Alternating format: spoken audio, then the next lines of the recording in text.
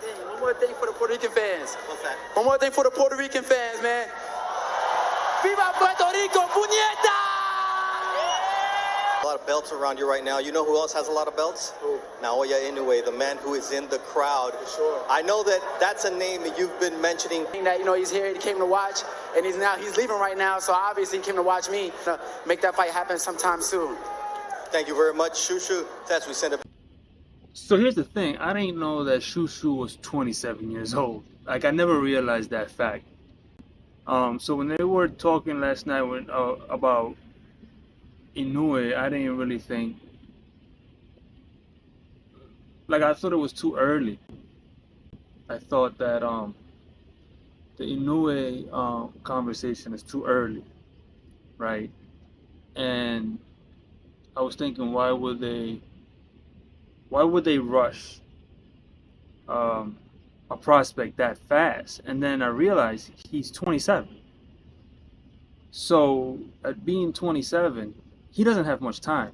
So what that means, unfortunately, is that his greatness, if there is, and we might never see his true greatness, because he's going to have to take risks pretty soon. There's not going to be too much time for him to not take risks. And so now when they were talking about, you know, the Inoue at a, you know, fight, it made all the sense in the world. I said, oh, they just don't have the time. They don't have that luxury, you know. So he's going to have to take those risks pretty soon. Otherwise, that big money fight with Inoue will go away, because Inoue, you know, is a little older than him.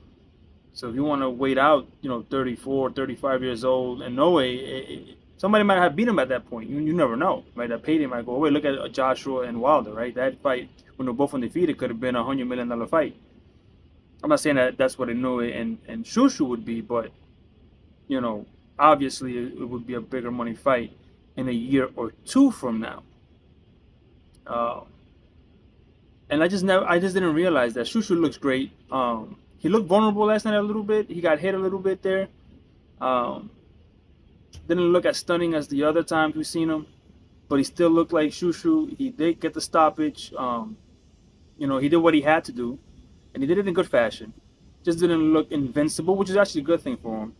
I think he just needs to stay busy, fight 3, maybe if he can squeeze it. I know it's a lot, 4 times a year, but 3 times a year at least, to gain that experience, to hurry it up, you know. So by the time he gets to Inoue, he's not fighting once or twice a year. He's fighting 3 times a year, and then he'll have more fights under his belt. We do need to see him on the next fight with a top 15, top 10 fighter. And from now here on in, he only has to fight within the top 15. He can't fight anybody else below that. But it was interesting to see him, to note that fact, you know. So it'll be interesting to see where they go from here. I want to see him with a top 15, top 10 guy from here on out. I don't want to see him any lower than that. Top Rank is doing a pretty decent job and actually promoting him, so that's a good thing. So we should be seeing him after that. But let me know what you think in the comments down below. Do you think he should, you know, in the next 24 months be with Inoue, fight 3 times a year? Let me know in the comments below. Let's see you in the next one. I'm out.